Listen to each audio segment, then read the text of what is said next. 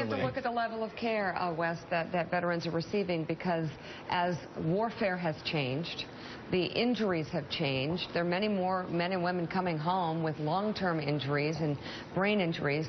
And the VA seems like it's stuck in a time warp or something. And I tell you, Mika, and why this is so heartbreaking right now is all these scandals and these things are taking place while we still have tens of thousands of men and women who are overseas fighting.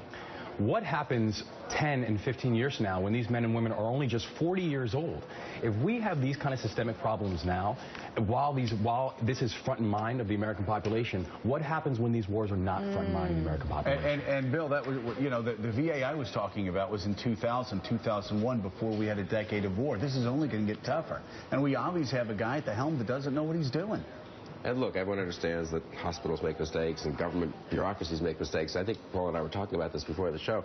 This degree of this is taken to a new level now because of this apparently system-wide falsification of records, purposeful misleading. Right? Isn't that right? I mean, you guys have looked into it somewhat. Changing of records. I think if you get to that, look, you can preside over a not-so-competent bureaucracy. It shouldn't happen with our veterans, obviously, but it's been broken for quite a while, and I don't think people necessarily get fired for that. If you're presiding over a system that in place after place is cooking the books, as you said, that's a whole different story. No, and Congress has a role to play here, too. I mean, there are plenty of people who've been on the VA committee on the House and Senate side who've been soft on these people. You know, Chairman Miller on the House side has been very aggressive, and that's excellent. But Bernie Sanders has not been. And Bernie Sanders is got to be under the gun here, too. He's got to come out strong on Thursday. He's got to get to the bottom of this when they have the hearings. And he has to tell us why this is going on so long. So does the president. I mean, this is not just about Shinseki. This is about the entire federal government and Congress failing our veterans. Sam Stein? Yeah, I just wanted to jump in on that point. I mean, what can Congress do legislatively? What kind of... I get that they're going to look into it. I get that they'll hold hearings on this, bring witnesses in.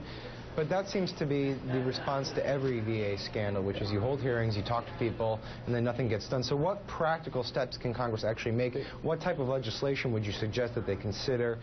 Do they create their own select committee to look into something like this? We've supported a VA Accountability Act that's been put forward by Speaker Boehner that would empower the VA to actually fire people, because it's really hard to do right now. That's just one piece of this. We've also got a comprehensive piece of suicide prevention legislation, the SAVE Act, sponsored by Senator Walsh, the only Iraq vet in the Senate. That's got to go through too. So after they get done, you know, banging on their chest in front of this hearing on Thursday, they've got to move legislation through that can actually help no matter what happens to Shinseki.